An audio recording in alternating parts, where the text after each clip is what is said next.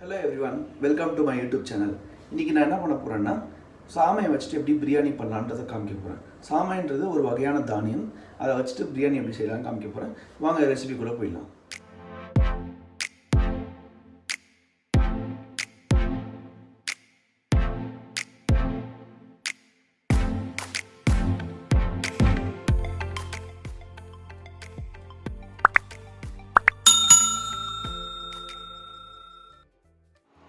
இப்போ இந்த பிரியாணி செய்யறதுக்கு நம்ம தேவையான பொருட்களை பார்க்கலாம். என்ன இன்க்ரீடியன்ஸ் தேவைன்றதுன்னா கரம் மசாலா, பட்டை, லவங்கம், ஏலக்காய்,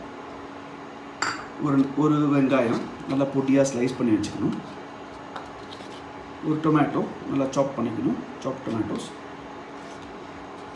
ஒரு கேரட்டு நல்லா பொடியாக நறுக்கி வச்சுக்கணும், அப்புறம் ஒரு உருளைக்கிழங்கு கட் பண்ணிவிட்டு அது தண்ணியில் போட்டு வச்சுன்னா அது கலர் சேஞ்ச் ஆகாமல் இருக்கும்,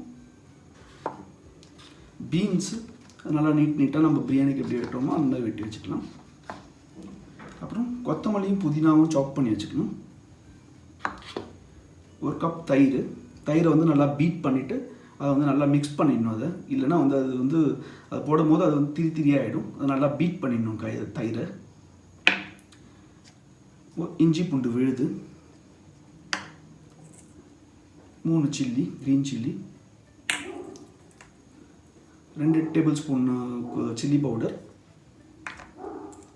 1 டேபிள் ஸ்பூன் தனியா பவுடர், இது சாமை, இந்த 3 டேபிள் ஸ்பூன் எண்ணெய். இப்போ வாங்க எப்படி குக் பண்ணலான்றதை பார்க்கலாம்.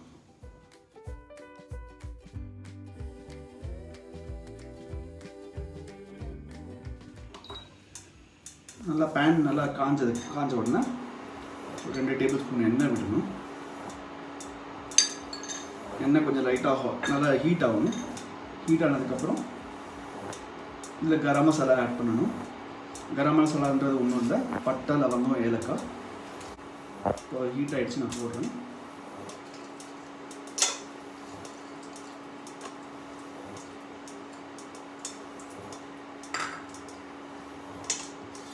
லைட்டாக வதக்கணும். நல்லா வதங்கிடுச்சு. இப்போ வெங்காயம் ஆட் பண்ணிக்கலாம்.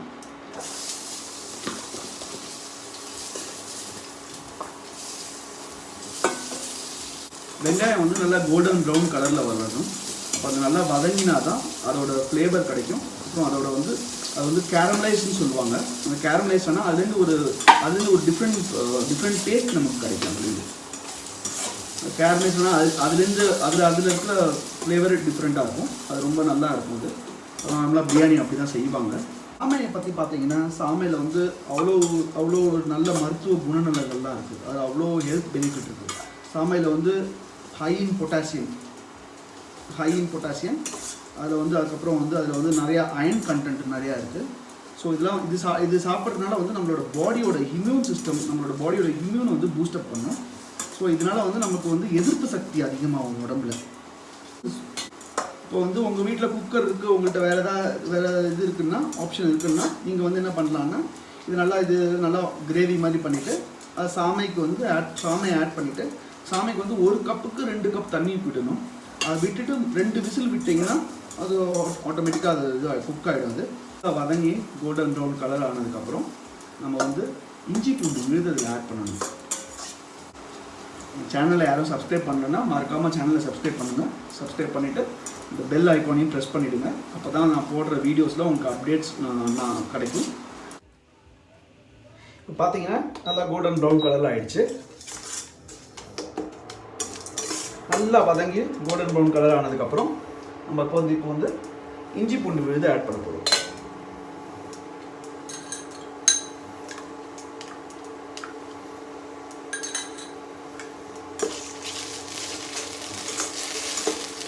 இஞ்சி பூண்டு விழுது ஆட் பண்ணோன்னா அது நல்லா பச்சை வாசனை போகணும்ல, நல்லா வதக்கிட்டு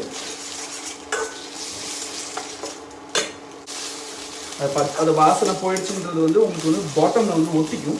அது வந்து கீழே ஒட்டுற மாதிரி இருக்கும். அந்த டைம்னா அது வதங்கிடுச்சுன்னு அர்த்தம். வந்து இதில் வந்து நம்ம வெஜிடபிள் ஆட் பண்ண போகிறோம். வேணும்னா வெஜிடபிள் வேணும்னா நீங்கள் முன்னாடியே கூட பாயில் பண்ணி கூட வச்சுக்கலாம். அப்படி வச்சுட்டாலும் அப்படியும் பண்ண முடியும்.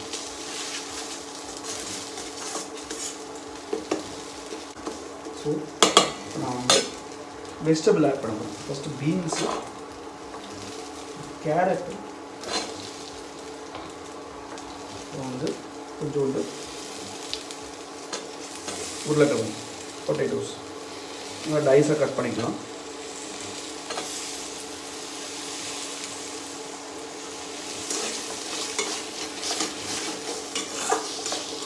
நல்லா வதக்கணும்.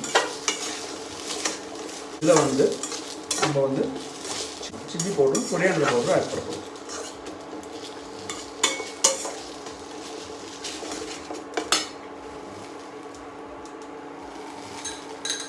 உங்களுக்கு காரம் எவ்வளோ தேவையோ அதுக்கு ஏற்ற மாதிரி நீங்கள் ஆட் பண்ணிக்கலாம். நான் வந்து ஒரு முக்கால் டேபிள் ஸ்பூன் ஆட் பண்ணிக்கிறேன். ஏன்னா இது கொஞ்சம் ஸ்பைசி. அது தவிர வந்து நம்ம பச்சை மிளகா வேறு ஆட் பண்ண போகிறோம். கொரியாண்டர் உங்களுக்கு உங்கள் டேஸ்ட் இருக்குது. நல்லா வதக்கிடணும். அந்த மசாலா ஃப்ளேவர் அதில் இறங்கும். ஆனதுக்கப்புறம் தக்காளி ஆட் பண்ணிடலாம். சாப் பண்ண தக்காளி. தக்காளிலாம் அப்படியே குக் ஆகுது. குக் ஆனதுக்கப்புறம் நம்மக்கிட்ட எவ்வளோ சமையல் இருக்கோ அதுக்கேற்ற மாதிரி தேவையான அளவு தண்ணி ஊற்றிடலாம். நான் ஆல்ரெடி பாதி பாயில் பண்ணி வச்சுருக்கிறதுனால வந்து நான் அதோட போர்ஷனில் வந்து நான் பாதி தான் தண்ணி ஊற்ற போகிறேன். நான் இப்போ இதில் வந்து நான் தண்ணி ஆட் பண்ணுறேன். லைட்டாக ஒரு 1:1 ஆட் பண்ணுறேன் நான். ஏன்னா சமையை ஆல்ரெடி நான் ஹாஃப் பாயில் பண்ணனால நான் 1:1 ஆட் பண்ணுறேன். நான் அப்படியே நல்லா இதில் வந்து இந்த தண்ணியில் அப்படியே நல்லா வெஜிடபிள்ஸ்லாம் அப்படியே பாயில் ஆகிடும். அப்படியே நல்லா குக் ஆகிடும். நல்லா குக் ஆனதுக்கப்புறம் இதில் வந்து கொஞ்சோண்டு தயிர், பீட் பண்ண தயிர், அப்புறம் வந்து தனியா, புதினா, பச்சை மிளகா இதை ஆட் பண்ணணும். ஆட் பண்ணிவிட்டு லைட்டாக ஒரு கொதி வந்ததுக்கப்புறம் சாமையை போட்டு மிக்ஸ் பண்ணிவிட்டு அதை மூடி போட்டுட்டு தம் பண்ணிட்டோம். பார்த்தீங்கன்னா இதை மூடி போட்டிருக்கோம். மூடி போட்டு அது நல்லா வெஜிடபிள் வெந்துருச்சான்றது பார்த்துக்கலாம். ஒன்ஸ் வெஜிடபிள் பொட்டேட்டோ வெந்துருச்சு, இது வெந்துருச்சு. இப்போ நான் என்ன பண்ண போகிறேன்னா இதை வந்து ஃபயரை ஸ்லோ ஃபயர் பண்ணிவிட்டு அடுப்பை சின்னது பண்ணிவிட்டு இதில் வந்து நான் தயிர் ஆட் பண்ணுறேன். இப்போ வந்து அதான் ஒரு 3 டேபிள் ஸ்பூன் தயிர் ஆட் பண்ணால் அவங்களோட ரைஸ் வந்து சாஃப்ட் ஆகும். அதோட டேஸ்ட்டும் டிஃபர் ஆகும். அதனால தான் தயிர் ஆட் பண்ணுறாங்க.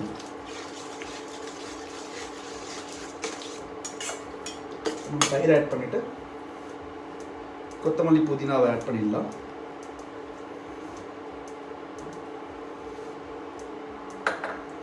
பச்சை மிளகா ஆட் பண்ணிடலாம்.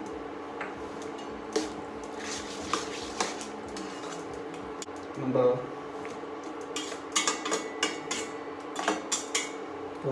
பாயில் பண்ணி வச்சுருக்க சாமையை ஆட் பண்ணிவிட்டு மூடி போட்டுட்டு கொஞ்சம் நேரம் தம் பண்ணிடலாம்.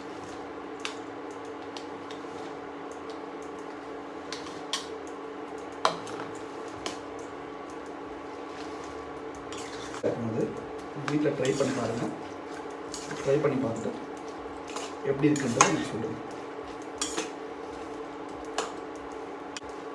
சத்தான உணவு இது. நான் இது பண்ணிட்டேன்.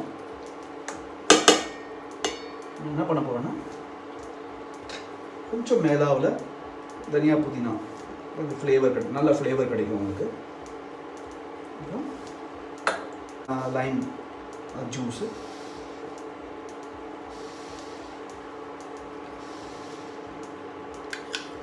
ஒரு 1/4 ஸ்பூன் நெய். சாரி,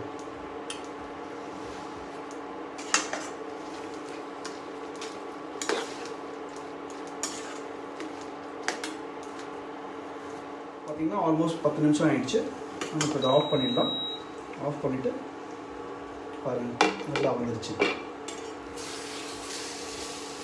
ஸோ சாமா பிரியாணி ரெடி.